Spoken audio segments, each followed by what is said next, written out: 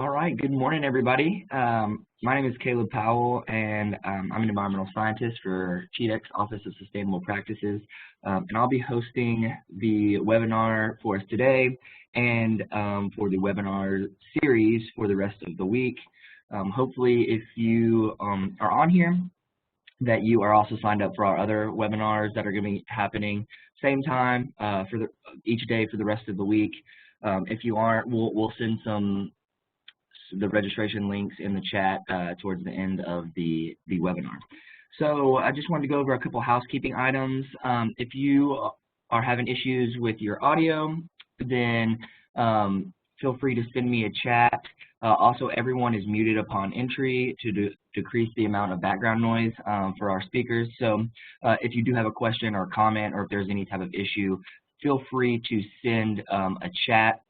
Now, I'm sending a chat right now to everybody so you can get an idea of where that chat box is. It should be over on your right-hand side. And then there is a drop box down to see who that sends to. So if you have a question or a comment about what is being talked about, feel free to send that to all participants, or you can just do the host, myself, or all panelists. We just want to make sure that at least myself is getting that question so I can bring it for our speakers. Other than that, I think we will jump right on into it. So I'm going to pass it over to Sophia Yan, who is the mastermind behind these webinars, and she's going to get us started. So Sophia, I'm going to pass the ball to you. There you go. Great. Good morning, everyone. So my name is Sophia, and I will give you a more detailed introduction about myself later on in this webinar. But I would like to start with telling you all more about TDEC as well as the Office of Sustainable Practices. So as most of y'all know, that TDEC stands for the Tennessee Department of Environment and Conservation, and this department has many teams working on enhance the quality of life and citizen of Tennessee to promote environmental stewardship. And I would like to especially highlight our office, the Office of Sustainable Practices, that we're a non-regulatory branch of the TDEC that focuses on promoting and educating businesses and communities to adopt sustainable practices beyond existing environmental regulations. And I would also like to showcase a couple business sustainability programs that's currently undergoing in OSP.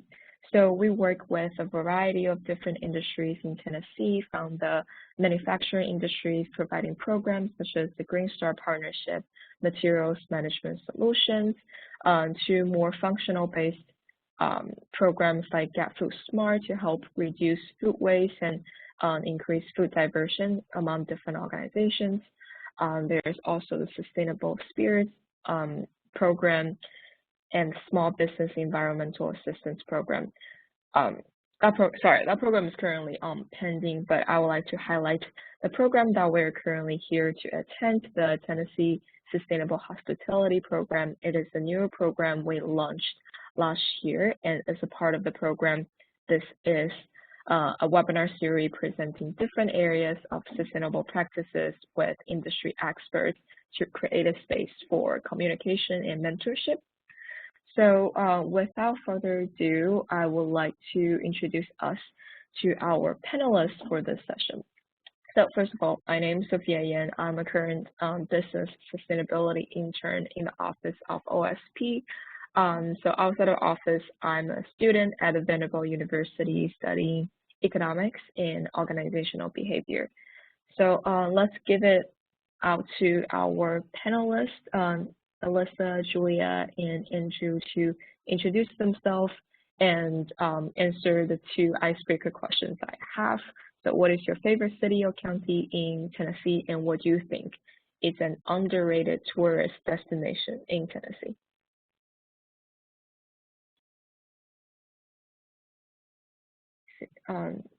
Melissa, would you like to get started? Yes, thank you, Sophia. My name is Melissa. I'm originally from France. I moved to Nashville about 2 years ago. I started my career in hospitality about 10 years ago. I worked in restaurants and hotels, both in sales and in operations. And I moved to Nashville during the pandemic to take over a role as a manager of Mason Loft, which is a small boutique apartment hotel located in West End in Nashville. And after that, I launched my own company, Humming Host, which is a property management company, so I could onboard more properties than just Mason Loft. So now we have the building, Mason Loft, and also other properties. We offer different services from consulting to HOA management to interior design and to property management to our clients who own short-term rentals in Nashville. My favorite city in Tennessee, I haven't been here too long, but I went to Chattanooga for a weekend and I absolutely loved it for, renting a cabin in the woods and disconnect from the city and just be there enjoying the natural environment and the scenic views and the beautiful hiking trails. And underrated destination, again, I haven't been here long enough to say that I know Tennessee very well, but I am going to bike the Natchez Trace Parkway in May, and I just can't wait. It seems to be a very beautiful parkway to bike, and if anyone doesn't know it, it's 444 miles of bike trail between Nashville and Natchez in Mississippi. So I can't wait. Great, thank you, Melissa. How about Julia? Hey, I'm Julia Sullivan from Henrietta Red in Germantown, just north of downtown Nashville. I am a native Nashvilleian, so I've been in Tennessee most of my life. My favorite city in Tennessee, I have to agree with most of what Melissa said, but I also love Chattanooga. My favorite is probably Sewanee. I love going up there and enjoying the trails between Barnegat and Foster Falls. Underrated tourist destination, I recently stayed in like a glamping facility near Salina, Tennessee, Dale Hollow, and I was just so impressed by exploring that area and getting to also check out the parks and state parks and trails that were there that I've never been to. That's amazing. I'm taking notes of these places. Thank you. Can we have Andrew go next? Thank you, Sophia. My name is Andrew Wright. I'm the park manager at Pickwick Landing State Park. I've been with Tennessee State Park for almost 20 years, and I've worked here at Pickwick, also Fall Creek Falls as the assistant park manager and a park ranger at the Cumberland Trail in East Tennessee. It's a little harder for a park ranger to answer these two questions because we're kind of ambassadors for the whole state. I think every county has something to offer, but and I'll second and third what Melissa and Julia said about Chattanooga. It's a great city. I lived there for about 10 years or so. But home is Rome County. I grew up in Kingston, and I'll just claim it as my favorite. Haven't lived there in probably 25 years, but it's always good to go home. And if you've never been there, you need to check it out. It's got a little bit of everything. It's got Westmar Lake, Tennessee River, Inner River, Cumberland Plateau, beautiful valleys, scenic drives, and that kind of segues into what I would say the most underrated tourist destination in Tennessee. Obviously, Tennessee State Parks would be my favorite tourist destination, all 56 of them. However, underrated, Tennessee has incredible back road system, and sometimes you can find something amazing just by turning left instead of right, or not stopping when you wanted to, and just seeing what's around the next bend. There's so many things to see in the state. Beautiful state. Thank you for that. It's nice to meet y'all, and let's jump into the question section. So just for the audience, so in the end, we will have a Q&A session where you will be able to ask your questions or have conversations with our panelists. But during this session, the entire webinar, feel free to drop your question in the chat box. My colleague Caleb will be monitoring the chat box throughout the whole webinar. Great. Moving on to first question. You guys answer this in any order that you want. When you're ready, you can just jump in. So first one will be, when and how did you start your journey in sustainability? So I think this question is more with a personal focus. So essentially, when and how did you start caring about environmental sustainability?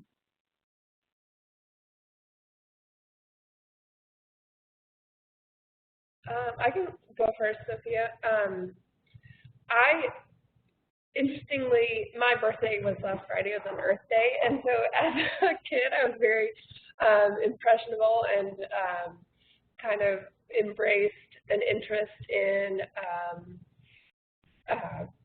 nature and concepts like recycling. And my mother always gave me plants for my birthday, which at the time I didn't love, but now I really appreciate. And that's sort of, as soon as I started cooking, which was as a high schooler,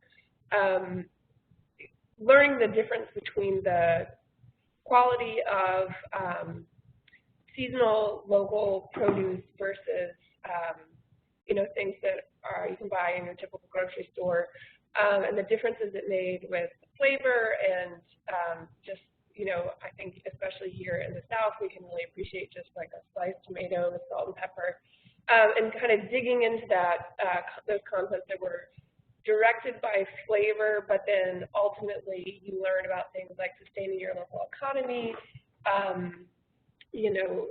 supporting local agriculture, reducing your footprint by transporting all the items that we bring into the restaurant. And I ended up as an intern at a restaurant called Blue Hill at Stone Barns, which is on an 84-acre farm just north of New York City. So being in the Hudson Valley, which is a really not only rich agricultural area, but has a lot of academic institutions that are really involved in expanding those ideas. And so now it's something that has been part of my kind of culinary journey all along, but it's definitely something that we try to take into consideration every day in our operations.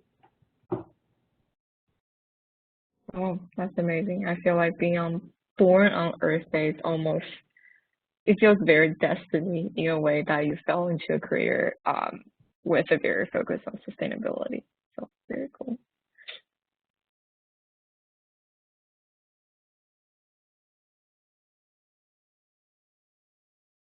Okay, so for me, it's been pretty recent, I have to say, apart from the fact that when I was 10 years old, we, in my small town in France, we started to have to sort our trash. So the city just imposed it, and you have to sort your trash, and you're going to have now different dumpsters, and you're going to have to put the glass in one, the paper in another. And so I started to do those things and others without really knowing why. But to me, really, the shift happened in 2018 when I moved to New York from Paris. And I followed my husband in New York, and we lived in Midtown Manhattan, in the center of the concrete jungle. And I had to wait 6 months to get a work visa. And for the first time in my life, I stopped.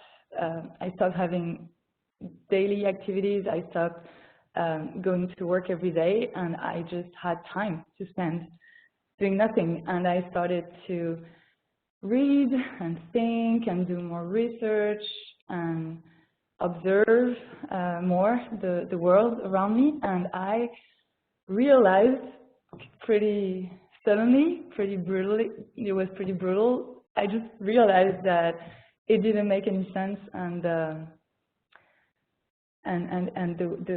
world, the society we were living in was not logical and not rational, and that's really how I started my shift to a sustainable journey. And so I decided that I would be more in action and in local action, and I would be closer to local ecosystems that exist all around us, everywhere we live, you know, through associations and organizations and, you know, political structures and neighborhoods and all that. And that I would also stop doing too much and stop consuming too much, and find other ways to live without always spend and buy and consume and move, and you know. And I think this was reinforced by the pandemic, and I think that a lot of people experience that, you know, just stop and think and realize, and then maybe find other paths, you know, and other ways of actions, and yeah, ways of putting sense into all this. Oh, thank you, Melissa. I really hope more people during the pandemic had the same type of realization. But that's very cool.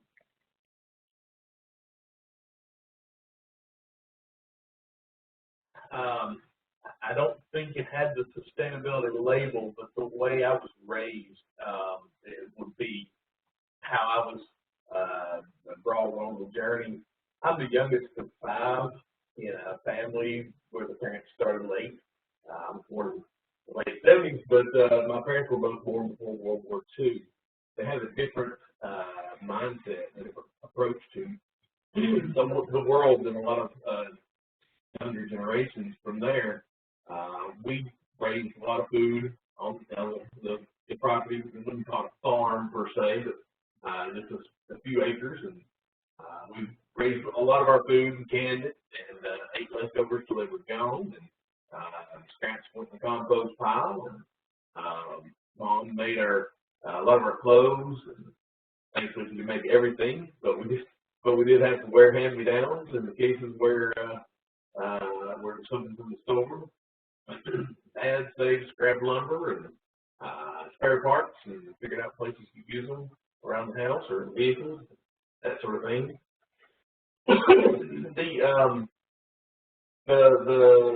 The ability to be a sustainable adult in today's day and age sometimes is hard, and I'm by no means an expert in that regard, but in my career as a park ranger and my college studies in natural resource management, you get to look for ways to use less, be smarter, and come up with better opportunities to preserve what we've got. And within parks, sometimes you can't always make the most sustainable choice, but you always keep that in the decision tree and try to think through the best possible ways. Thank you for sharing. I really enjoy hearing everyone's personal background and how the way you were raised eventually played a part on your view on the environment and how you should live your life and consume products. So with that, let's transition into kind of like the entree of this webinar, which is for each of you to talk about the sustainability initiatives that your business or organization implements, and if it's applicable, would you be able to talk about the financial impact of these sustainability decisions?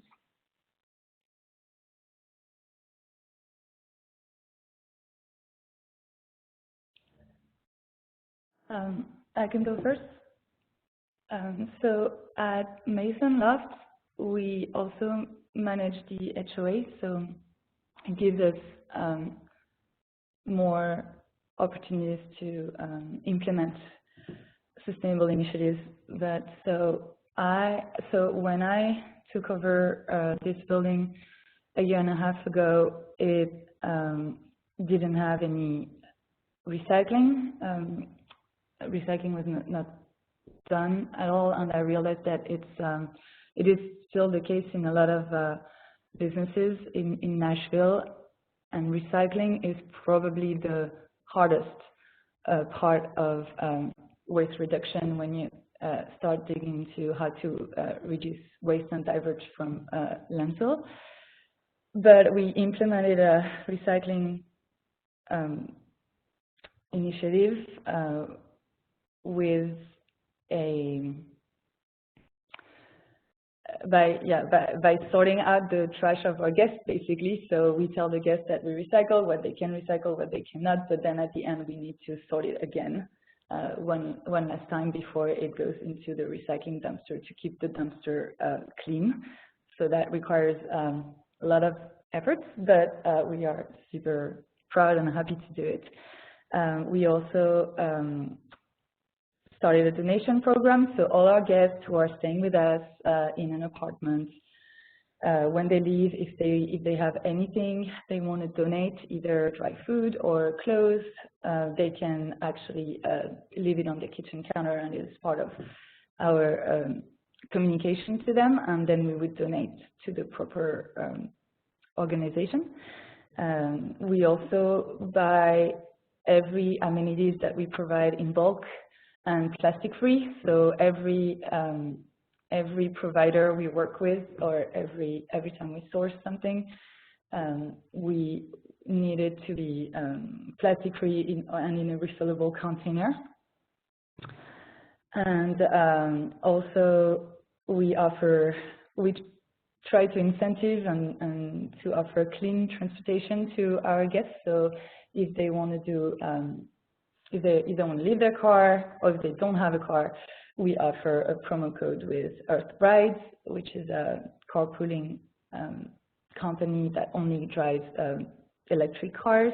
And we also have bike rental on site, so that our guests can just, ride a bike and explore the city. And finally, we also offer a compost program to our guests, since they are staying in an apartment, and some of them are going to order food delivery or cook in their apartment. They'll all find a compost bin on their kitchen counter, and they can just drop their food scraps, any kind of food scraps, because we compost with Compost Nashville, which does commercial composting. So we really can compost all the food scraps, which is huge.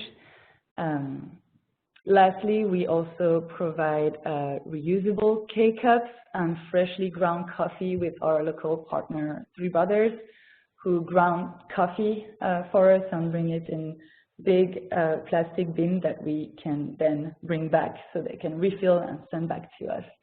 So our guests not only drink a better quality coffee, but have a more, local Nashville experience, but also do not waste disposable K-cups.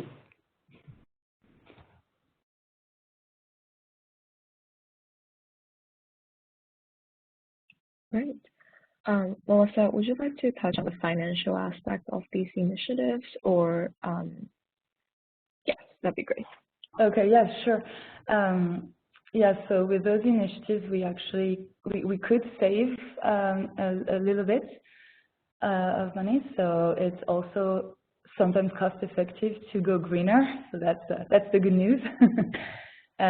With waste management, so with waste collection, what we did is that we switched to a bigger dumpster with only one pickup a week. And we also added a recycling dumpster. Both of these things, so less pickups and a recycling dumpster, made us save $100 a month, in waste pickups collection. With reusable K-cups versus disposable K-cups, we are also saving a little bit of money, $50 a month, which is always good, but also we are diverting, we calculated that we are diverting from landfill about 8,000 K-cups a year, only with our small building of 14 apartments. And then the other thing is we use, every time we can use reusable instead of disposable, we implement it. So for instance, I have this example in mind, but we use washable air filters instead of disposable filters. They are more expensive at first, but then we just wash them so we can keep them for years, instead of disposing every 2 months or 3 months air filters in each apartment. Same with batteries, when we use rechargeable batteries, we don't need to throw batteries every time we need to change batteries in a lot. And the fact that we buy in bulk and with subscriptions, regular subscriptions, we can actually save on, we get wholesale price, for toilet paper, for example, or paper towels or things like that. So overall, we do save some money by going greener.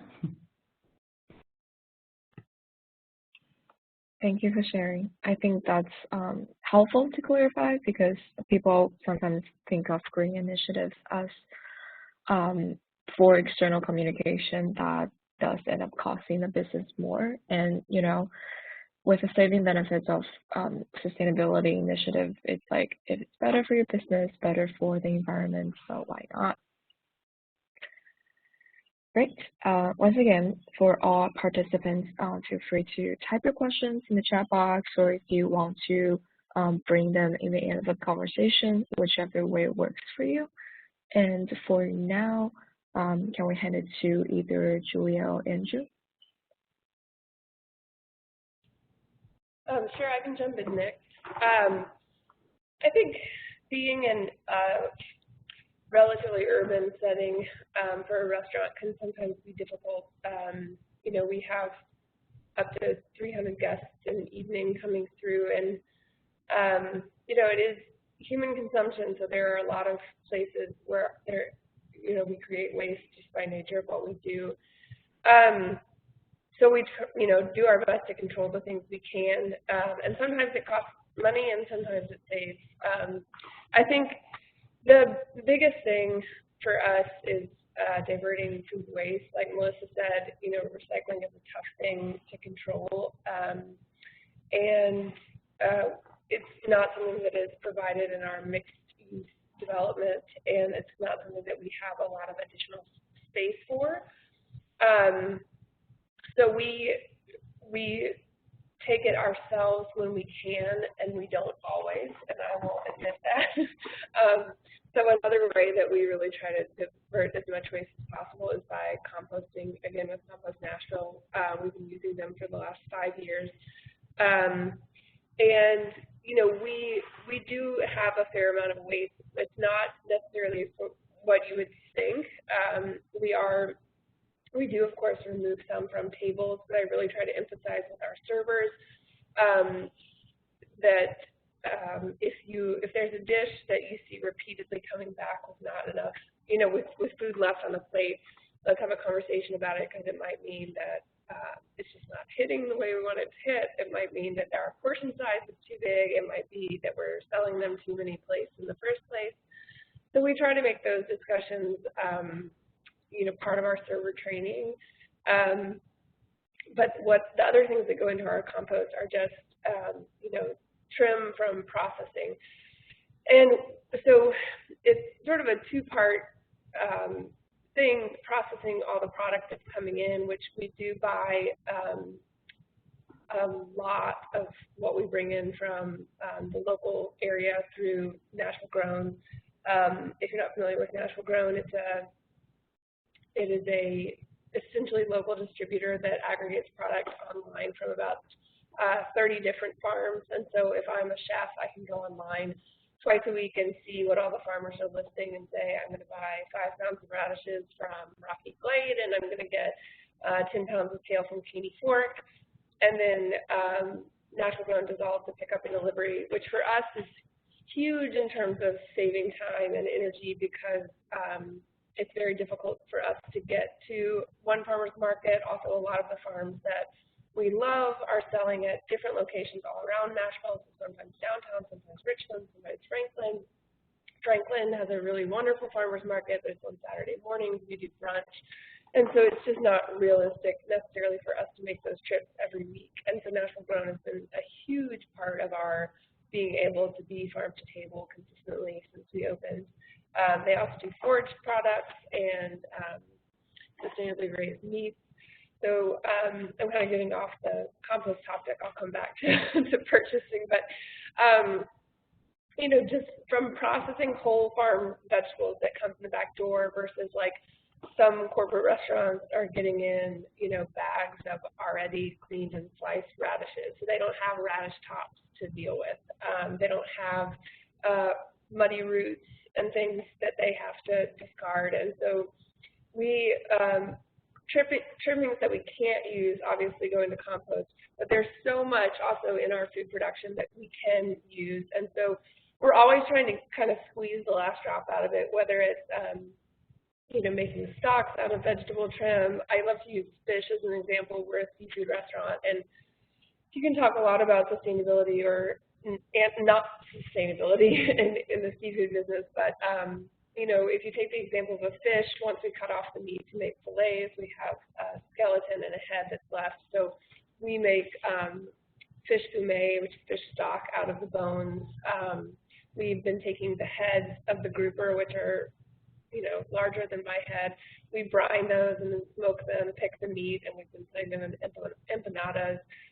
Vegetable trimmings we're also often fermenting or pickling to put in dishes, and that way we can also extend their life. So instead of being able to use them for a week, we're using them the next fall, the next season, what have you. And so really getting creative about just using every kind of odd and ends that we have, and of course that is does become a cost-saving measure, although it is one that is difficult to quantify often because, for instance, if you use an example like pickling, if we or preserving, if we make a bunch of peach jam today, that takes ingredients, that takes labor, but then if we put it on the menu, at brunch menu this fall on our pancakes, then we're obviously like seeing that food cost come through in a different quarter. So it's something that for us has been really difficult to quantify, especially because so much of our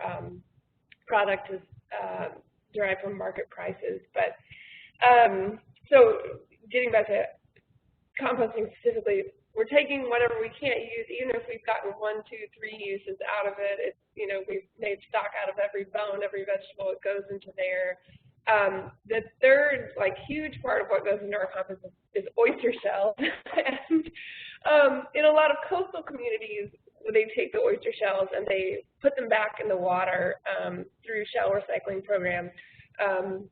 They can build up oyster reefs in coastal areas, and oysters themselves are quite sustainable food that cleans the water and creates, you know, microclimates for a lot of other sea life. Because we cannot do that here in landlocked Nashville, we put all those shells into compost. Compost, at one point, they were having us separate them so they could be used for landscaping purposes. Right now, we're combining them all together. But it is a big part of what goes into our compost every week. And we produce about 6 60-gallon bins every single week. So it's a busy restaurant where we're selling a lot of food, and that's kind of the product of it. Unfortunately, like, it is a large cost of the business. It's one that for me is kind of a non-negotiable. It always has been, and so we work it into our business model. Purchasing obviously is a huge thing, farm to table. It's very like trendy, and like I said before, I think that the food does really taste better. But it's also meaningful to us to be using products that we know is, you know, grown by women.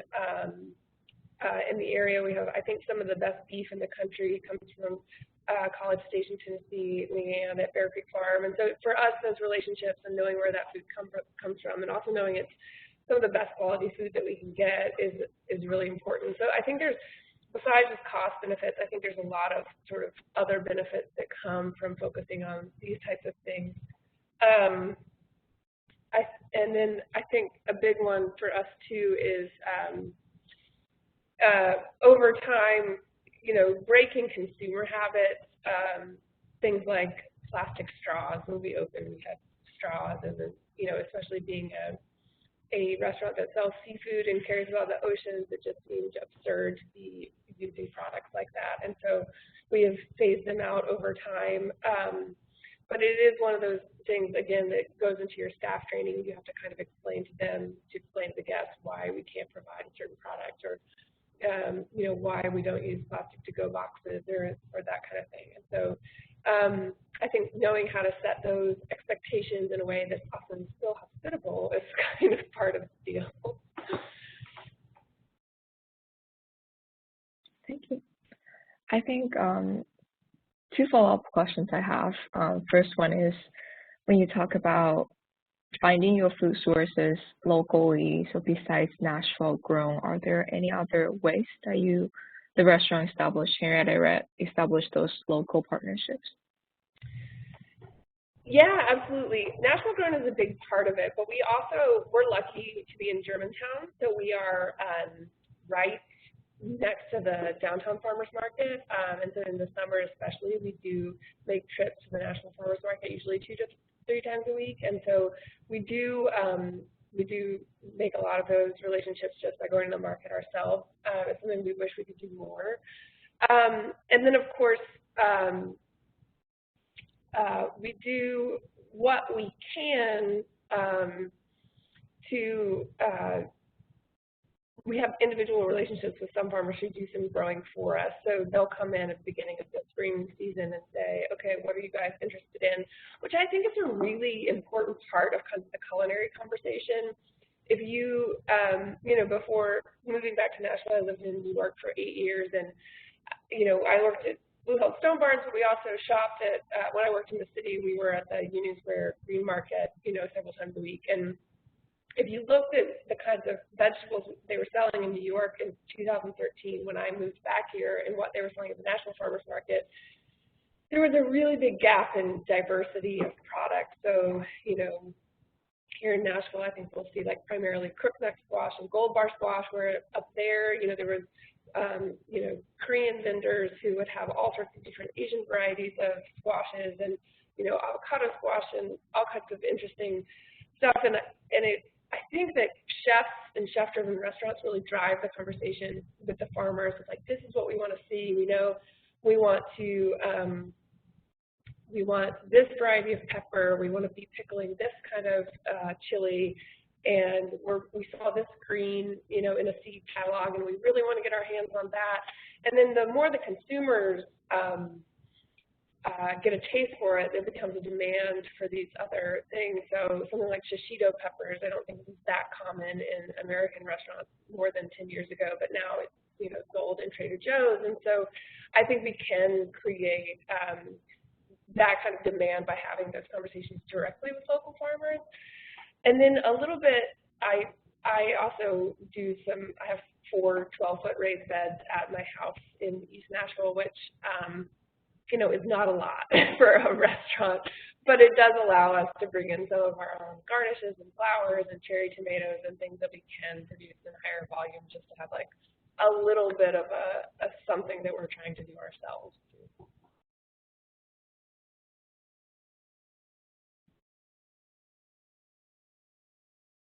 Uh-oh, I think my audio went out. Not sure what happened. Oh, sorry. I think it's me. I can still hear you. I think okay. I was on mute. So how would you convince other restaurants to adapt these initiatives? It does. I think for smaller, especially locally owned restaurants, I think we have a lot of participation in Nashville. People are composting, people are buying locally grown products. I think that consumers have come to recognize it and expect it a little bit. I think it's much, much harder on a corporate level, and there's certainly some in businesses and also institutions like Vanderbilt Vanderbilt does an amazing job with those sorts of initiatives.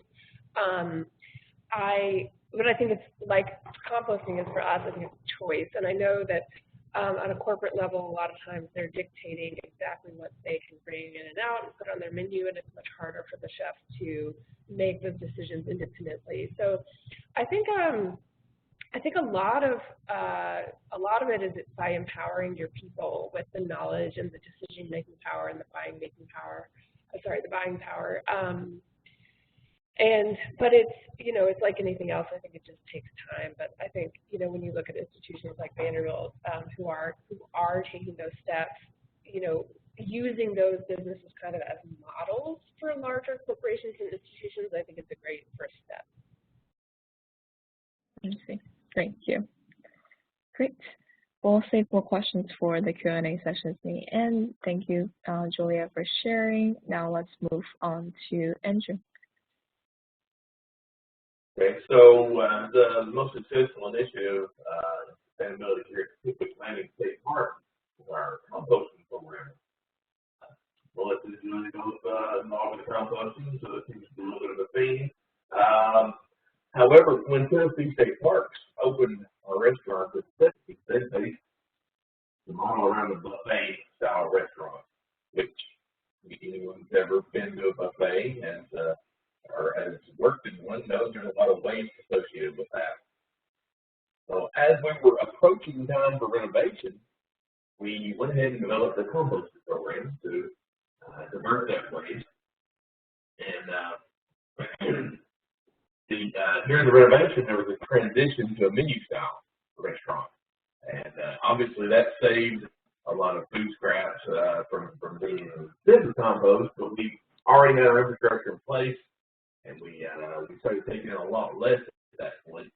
However, still a significant amount. All of our prep scraps and table scraps are sent to the compost pile. The restaurant staff collects all that in a couple of bins scattered around the restaurant kitchen. Then every morning, the maintenance staff comes and picks it up and dumps the buckets into the pile. One thing that we ran into as we started working on this was the brown material. Where does the mulch, what's the source of the mulch? At that time, the park did not have a chipper on site. We also had limited amounts of materials for that that generated on the park as well. It's not a very large park with a whole lot of trees that fall.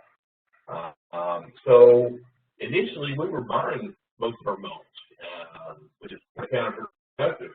The reason we're having to do that is we're located next to a fairly large cardboard factory, paper mill, and they're actually kind of amazingly off-grid, but they accomplish that by burning their scraps and by buying scraps and mulch from all the neighboring sawmills in the area. So we were competing for mulch with the big paper mill down the road.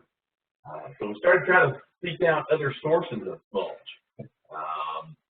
And along the way, Kelsey Davis with the Sustainable Practices Office hooked us up with Clayton Homes.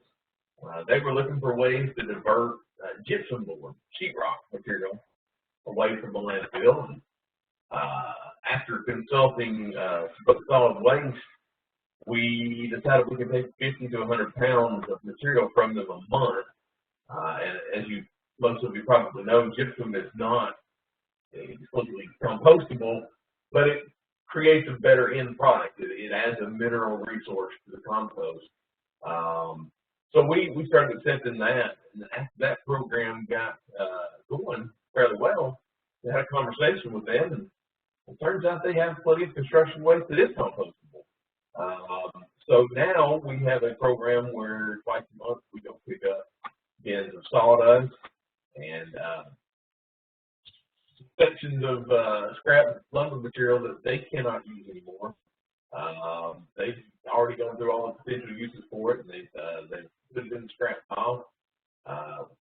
We did acquire a chipper by negotiating a trade of equipment with another park.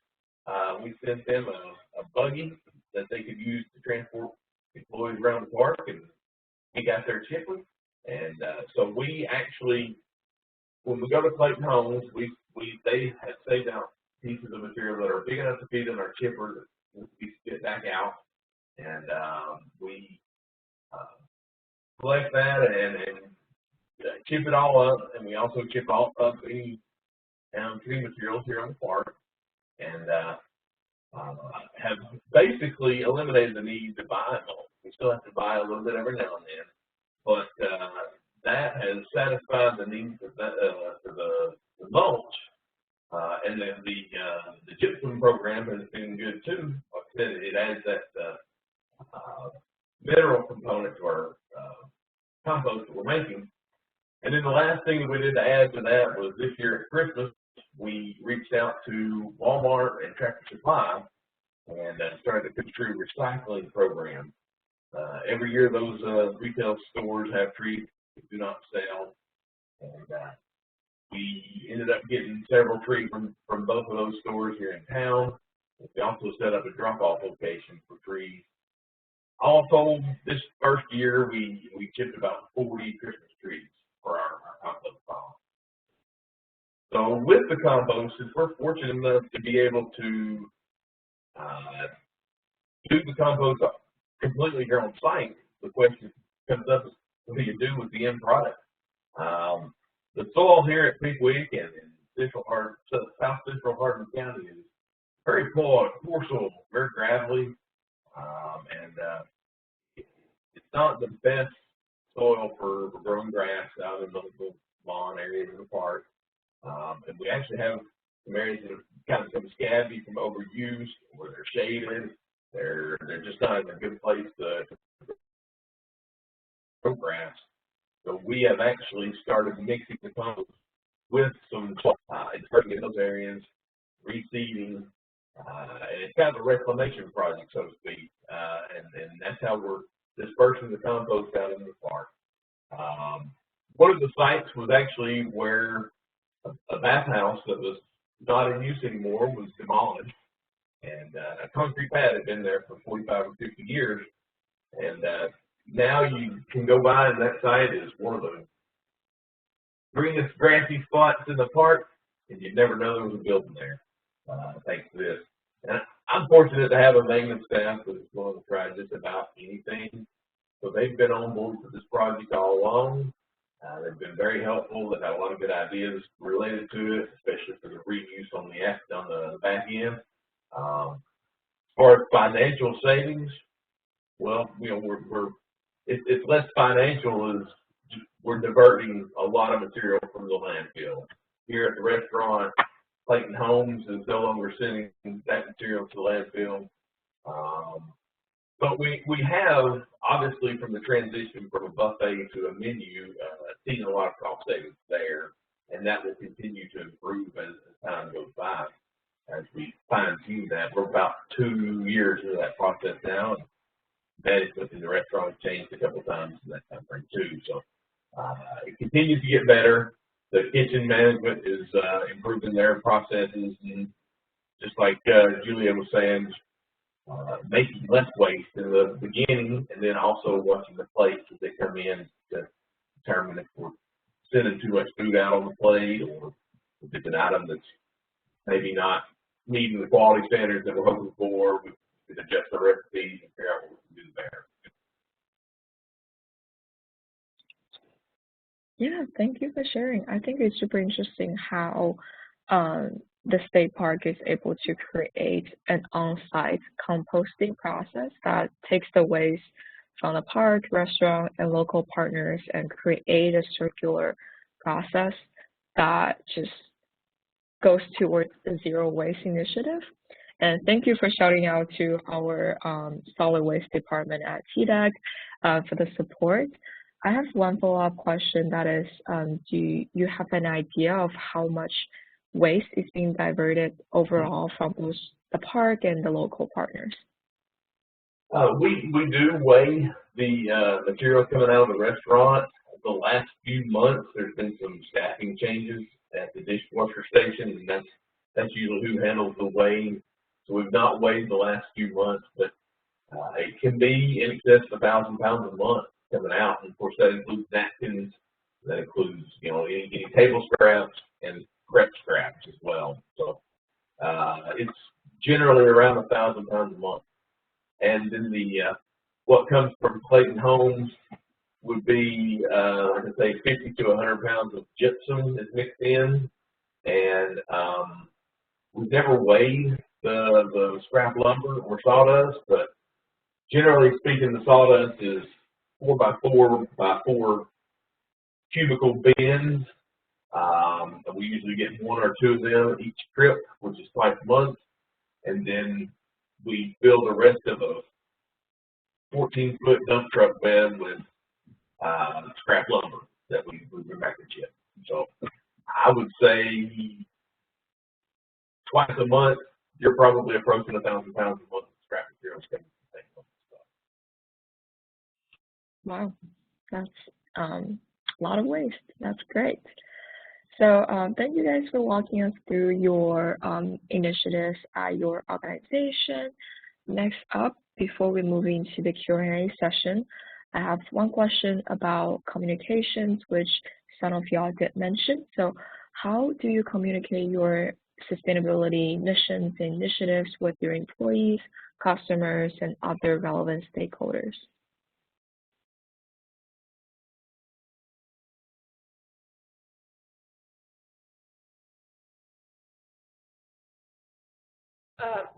I can start. So I think, you know, a lot of our communication, I think on the surface level, you know, we do some in our things like social media and Instagram, but I think the reality is the number of people actually coming through that see that is probably pretty small. So we have small like decals and things that we post from different companies that we work with, Compost National and the Mayor's Food Saver Challenge and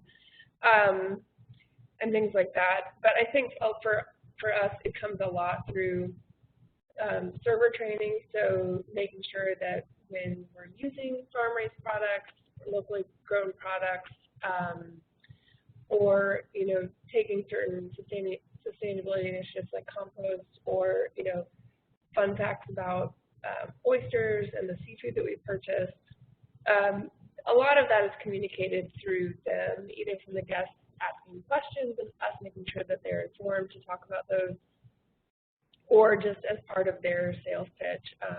Obviously for us, like the whole goal is to sell food, so anything that we can do to you know, communicate the extra steps we're taking, why costs may have gone up, for instance, you know, extra steps we're taking in preparation, why we might put this on the menu, what does fermentation mean, all those kinds of things I think are just good extra selling points for them. And I also wanted to mention one other really small place that we save, which is pretty minute, but we do our most restaurants, I think, but we do a staff meal every day. You know, we have on our busiest days we have 35, you know, employees in here, and so we make a meal for them every day before their shift. And it's another way where, like, if we have trim from something, from meat, for instance, we use a pretty small amount of meat on our menu, but there's trim from various places, or food that, you know, is not something that we're gonna serve maybe from the brunch menu. It's not gonna last a full week. We turn that into a meal for our employees, and so that's always nice to see, is like not only that you can provide something with your staff for your staff, but also make sure that, like, any leftover dressings or things that, like, it's not within its time to serve to guests, but it's, you know, completely fine, totally to eat. We're also using in that small way.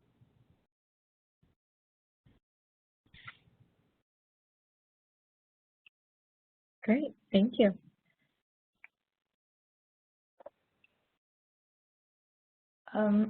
Yeah, so for communication, I like how you asked the question, Sophia, because it's true that there are really those three aspects.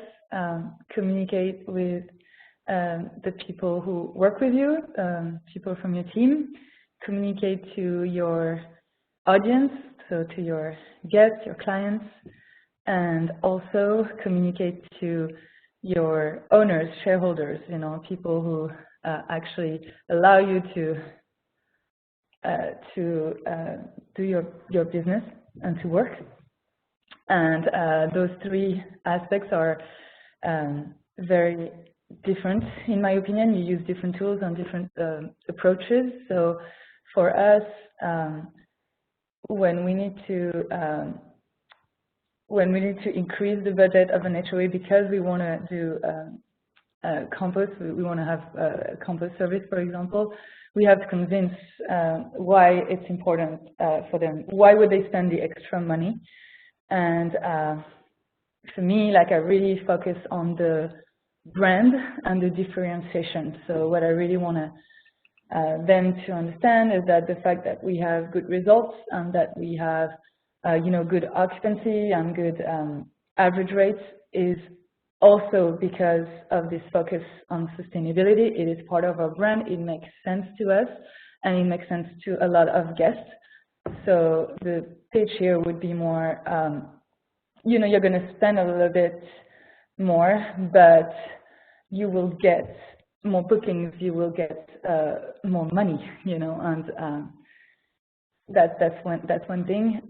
To our staff, our team members, and we work with a lot of independent contractors, so I'm too small to have employees yet, so it's even harder to have them on board with our sustainable practices.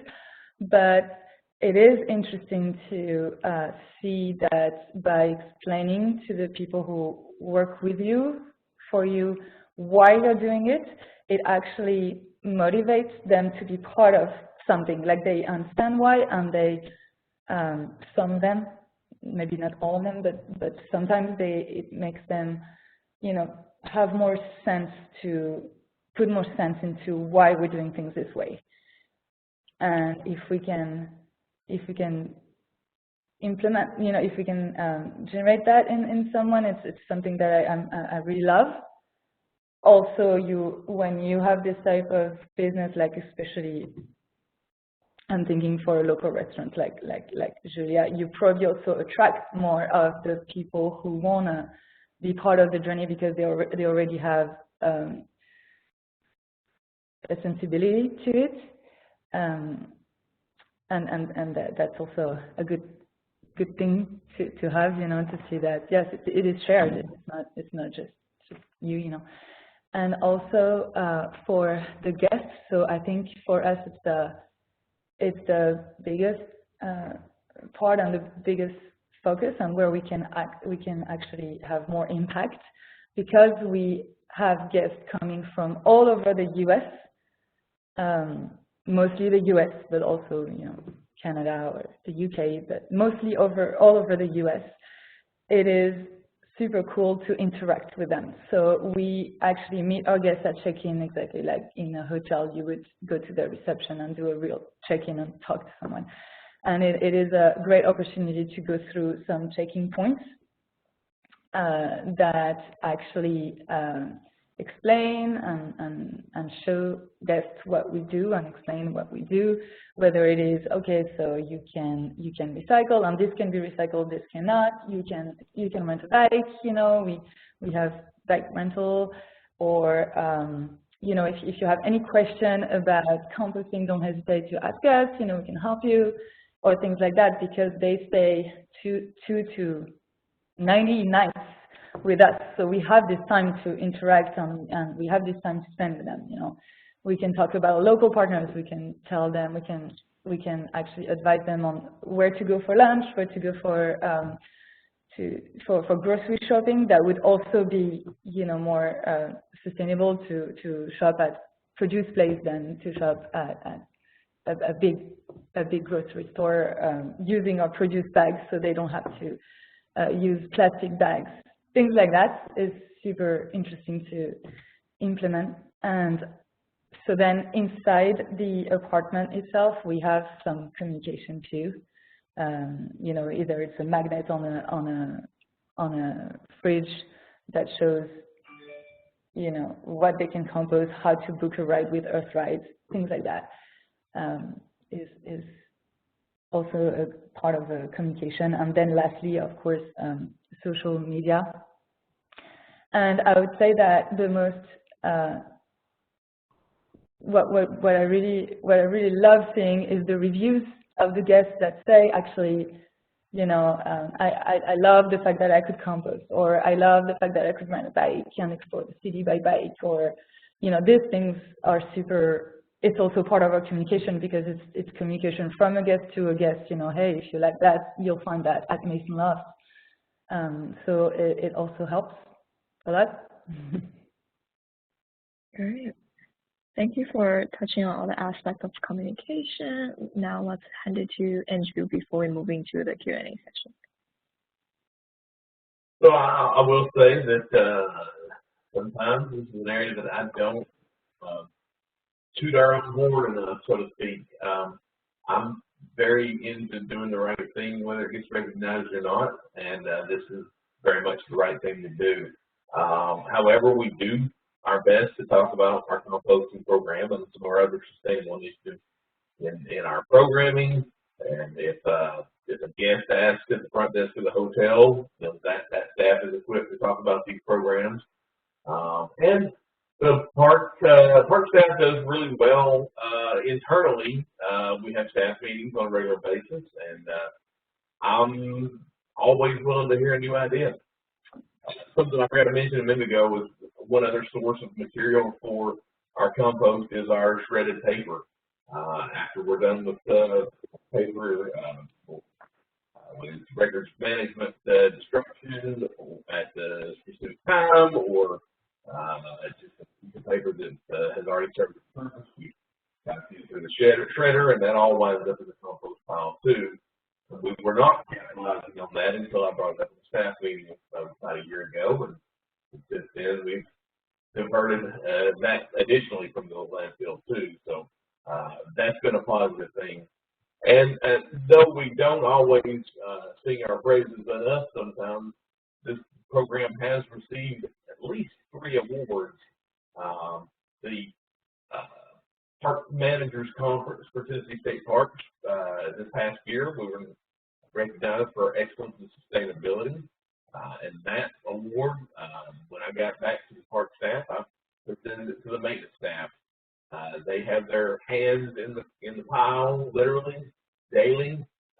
So this is their award, and they proudly display it at the break room. Not too many visitors see it there, but that staff is so proud of that award.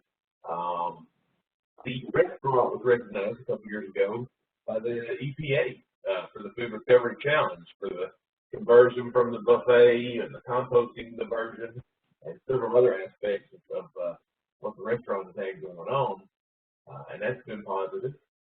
And then also Clayton Homes has been recognized by TDEC for their sustainability and stewardship practices and in partnering with us. So they've also been recognized for their efforts in the industry. So that's just a little bit of what we've done. We, like I say, we continue to get better at that. But hopefully people hear it. That's great. Thank you all for sharing today. I'm excited to start the Q&A session. I would say it is a relatively small group that we have here. So if you would like to ask a question, you can, let me see what's the best way to do this. You can chime in, and if you wouldn't mind share your name, your industry, and ask your question, that would be great. Hey, and Sophia, throughout the conversation, there's been a couple questions coming in, so I've actually written those down. And so what we can do is we can just go through those. I can go ahead and ask those. And, you know, some I think are more specific to certain speakers, but there's other ones that I think all three of our presenters maybe or panelists could answer. So let me see. The first one was when Melissa was talking. It says about how many guests, and then in parentheses, approximate percentage take advantage of these sustainable services. So I guess whenever Melissa was talking about the different sustainable services that they offer, there was a question that came in about the approximate percentage of people or guests take advantage of those. Yeah, so I would say that for recycling, I would say 80% of our guests make the effort to sort the trash, whether it's well done or not. You know, recycling is different in every city, so it's normal that it's not perfect, but because we also sort the trash again after them, we are able to see and to tell, which is cool. Compost, I would say about 20%, which is actually a good score in my opinion, because I don't think it's very generalized that people in general in their house compost. So to me, it is a good score. And then for bike rental, doesn't work very well. I think whether it's too cold or it's too hot or it's too humid, there's always a good reason not to exercise when you're on vacation. But the earth ride, the carpooling works pretty well. I think about 20% of our guests use this service. And what people love and what they always do, because that's the only option we give them, is using the K-cups, the reusable K-cups. So we put coffee in a mason jar. It's freshly ground coffee. They put it in their K-cups and use it in the Keurig coffee maker. You still see a little bit of some guests, but very, very limited, who go to the store, buy the Keurig K-cup they are used to. But for most, for 95%, they're gonna use our coffee, and usually also mention that they really like it and they actually went to the coffee shop and they appreciate it. Awesome, thanks for that. There was another question when Julia was talking. It says, in restaurants, profit margins are famously low. Do you have any advice for food service providers who are less resourced and may not know where to start?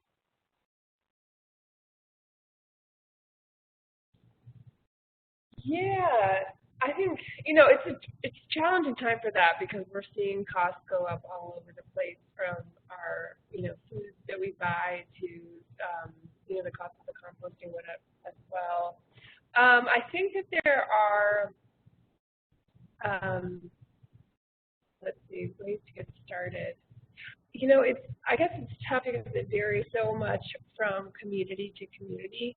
But if you were in a city, for instance, that does the composting,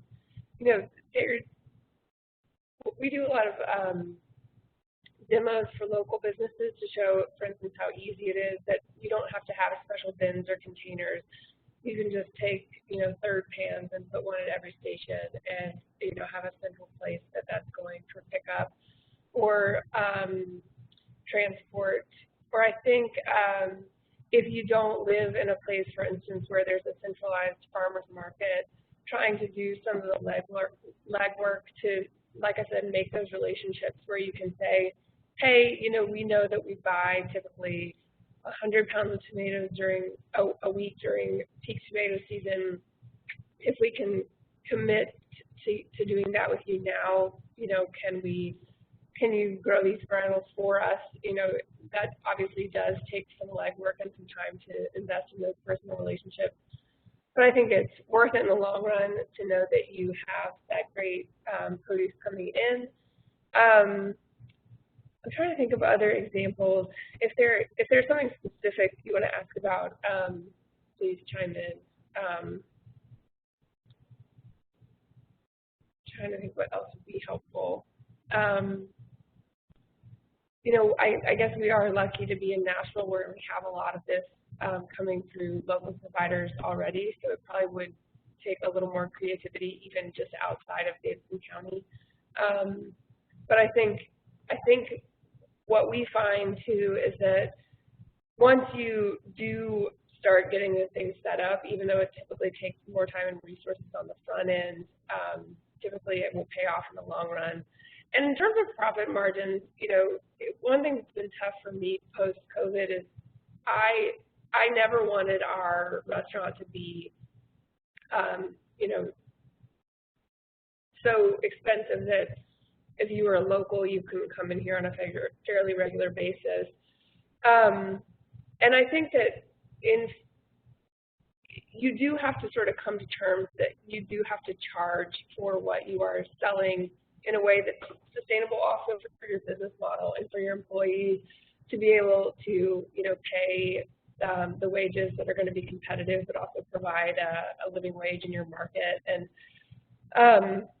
I do find that sometimes those cost increases, it seems like a lot to me, but if you're a guest who's coming in once a week or once a month or once ever on your one trip to Nashville, they're pretty incremental in a way that really adds up for the business. But I think just being fair to your business and fair to your employees and fair to your farmers and charging what you actually need to charge to be able to sustainably make money.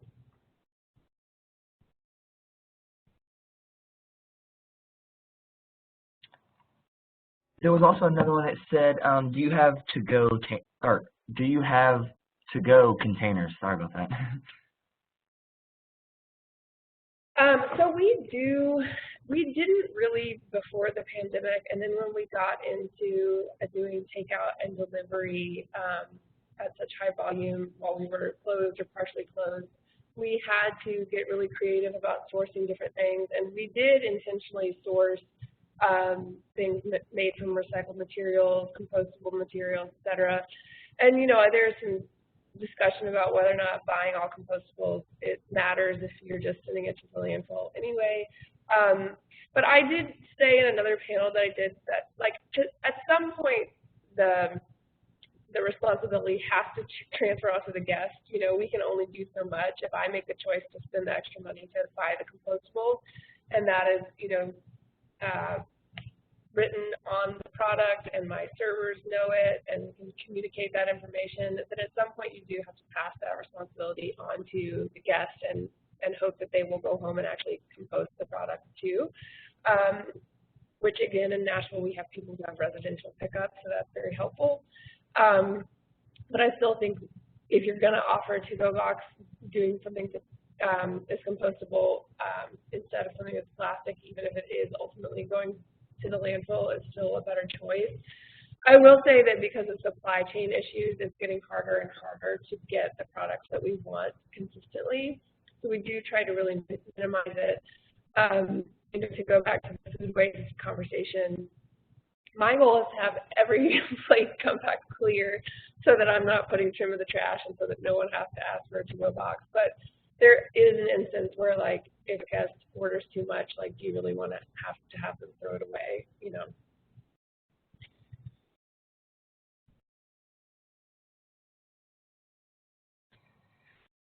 Awesome. Yeah, and let's see. So now we're getting into a couple of the questions that are just for all the panelists. So I don't know who wants to start off with this one, but it said, hello, this is a question for anyone. What are the best ways to calculate your sustainability efforts, and how can you show that your efforts are working?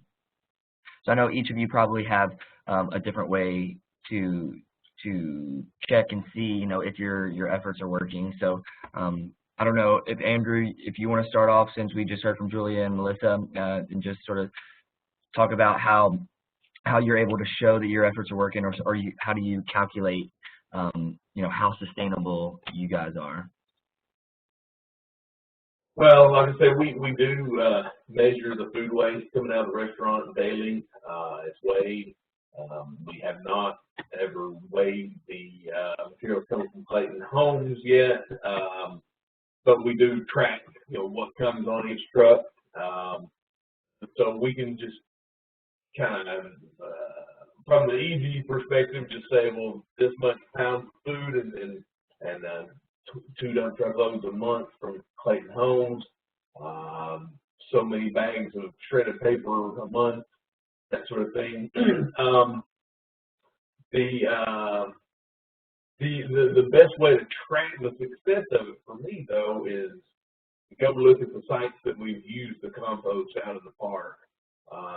Walked through one yesterday down by Shelter 2. If you ever come visit Pickwick, a couple of places you can spot it will be the Storybook Trail near the cabins and the grounds around Shelter 2. If you were ever here before, the compost was dispersed to Shelter 2.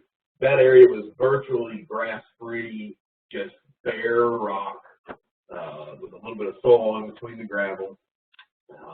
Our crew went in and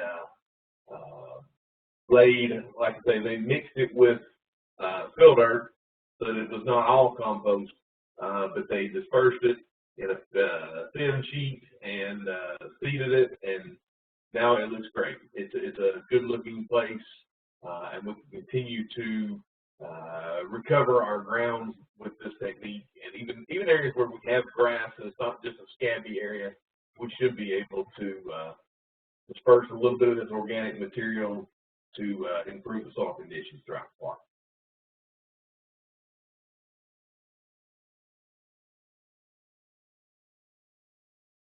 Thanks, Andrew. Let's see, Melissa, do you want to sort of jump in and answer that question? What are the best ways to calculate your sustainability efforts, and how do you sort of benchmark that your efforts are working? Yeah, so there are ways to technically calculate how much you divert from landfill. There is a program called True Zero Waste, TRUE. It's for total use and total resource use certification. And if you start this program, you're actually learning how, as a business, you can divert from landfill, whether it's before actually not generate the waste. So there are upstream techniques and tools and implementations, and then once you have generated, how you divert from landfill, and that's going to be more with recycling and composting, etc. So that's a good tool to calculate. And so through this program, if, for example, you go through the dumpsters, so you know how many yards your dumpster is, and if you can reduce your waste, then you're going to see your dumpster being half full or less full every week, and if it's less full, then at some point you can have a smaller dumpster, and then you can calculate how much you diverted or how much waste you reduced. So things like that are helpful. There are label programs or reward programs that are also very interesting, such as Earth Check or Oceanic Global. Oceanic Global is really to stop using any plastic in your business. And the cool part about those organizations that before giving you the label, they actually help you from one point to another. So where you start and all the steps you need to do to come to this point where you can get labeled, or a reward, an award. And this is also a good process to go through to help to reduce your carbon footprint as a business. For us, really concretely, as I said, we sort the trash, and I know it can be very disgusting, but we can see if food was put in the compost or if it's in the trash, if there are tons of plastic in the clear bag. or if it's more like in the trash bag and it should be in the clear bag, or if there are a lot of plastic bags in the recycling bag, which we know is not recyclable. So then, you know, we can adapt the pitch when we do a check-in. So insist more on, okay, plastic bags are not recyclable, so don't put them in the recycling bin. So really check what people put in the trash is a good way to see what's working and what's not. And lastly, I would say the reviews are also a good way to see if what you're communicating is then communicated by the guests. So, yeah. Thanks, Melissa. And Julia, would you like to sort of add into how you guys benchmark how well your sustainability efforts are being taken in, and you know, how you calculate if the efforts are working or not? Yeah, I think I don't have that much different to add. I think except for working really closely with your partners to see, like they mentioned, how much you're putting out the back door, also how much we're purchasing, but I think again, to go back to cost, maybe something a little different from the restaurant perspective is we work pretty closely with our accountants to track food costs weekly and monthly, you know, to see how much we're spending and how much we are bringing in. And I think that it's sometimes really hard to quantify. But what I will say is that we really see it as a challenge. You know, if our food cost is high one month, you know, we try to dig in and say, you know, what can we do with what we're purchasing to make things stretch a little bit further. And that was absolutely the motivation for, like, for instance, the hand pie I mentioned earlier that we're making with the meat from the fish heads. That's a fun, you know, challenge for our staff to get creative with those kinds of, you know, typically waste items, where we make something that's like really fun and delicious and has interesting technique for these guys to employ, but also is an interesting product for us to sell. And so we just try to, like, watch those benchmarks really closely to use it sort of as motivation to stretch things a little bit further. And I think that you can use that type of motivation with your staff as well, as like how can we take this one step further and hope that they get excited and involved and interested in the challenge. Great. Thank you all for the Q&A session. These questions have been really interesting, and I really appreciate all the panelists' answer. To wrap up this session, I would like to tell you a little bit more about this sustainability hospitality program. So right now it exists on the TDAC OSP website as a lot of resources that's being listed and provided, as I noted in the presentation.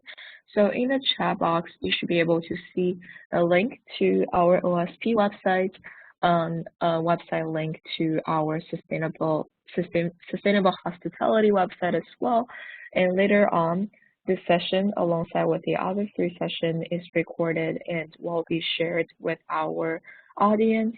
So I do want to, in the end, give a heads up on the upcoming webinar session. So today, I think all of our panelists touch on different, the broad subjects of sustainability that they practice at their organization. For the next 3 upcoming sessions, it will be more of a presentation style, and for each session, we have 2 speakers presenting on the specific practices and strategy for each topic, from energy conservation, waste reduction, to green purchasing and events. We have some really cool panelist speakers coming up too to highlight. We have staff from TDAC sharing specific practices, and we have Hugh Merrill from the Ruby Falls, a really famous tourist destination in Tennessee, to share his energy conservation strategy at his organization and the financial impact on both organizations in the long term. They also will be, the two panelists will also be talking a bit about renewable energy, if that's a topic of your interest. For the waste reduction and diversion, we touched on a decent amount of that today, but for Thursday, we'll have Michael Ryan from the New Terra Compost for Chattanooga to talk about the whole food waste supply chain, and Kelsey Davis from our office to talk about general waste reduction practices. And for Friday's session, which I'm really excited about, we have Professor from Vanderbilt talking about green supply chain management, and Chris Anguston from Oak Leaf Cottage. So it's an outdoor wedding venue, and she talks about how they manage the whole event process to reduce the waste, to make it more sustainable. So all of these exciting sessions are coming up in the next 3 days, and I dropped the registration link in the chat if you haven't signed up for the following sessions. But thank you so much for the panelists who are on here today. I've learned a lot, and I hope all the attendees feel the same way as well. And feel free to stay connected with the Office of Sustainable Practices by signing up for our newsletter. Also, the link is attached, or follow us on social media on both Instagram and Facebook. All right, so that wraps up the session. I and the panelists, we can stay back for a couple minutes in case anyone have any specific questions. But overall, thank you so much for everyone's participation, and hope you all have a great rest of the day. Thank you, Sonia. Thanks for having us. Yeah, let's just stay back for a little bit to see if